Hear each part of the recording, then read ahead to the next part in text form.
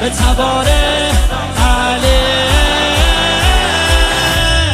پسر یدالله و پدر ابو طالب، تمامی ایمان یک نفر ابو طالب.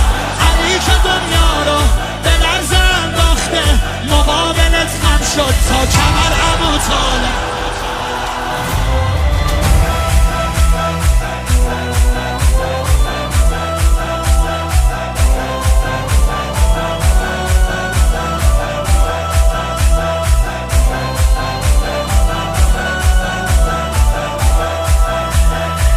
برای تولدش به گفته تاریخ چند تا خونه بوده که به نقل راویه، خب اما کعبه جای میلاد علی بوده.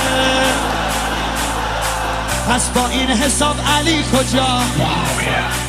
تو مقام مرتضایی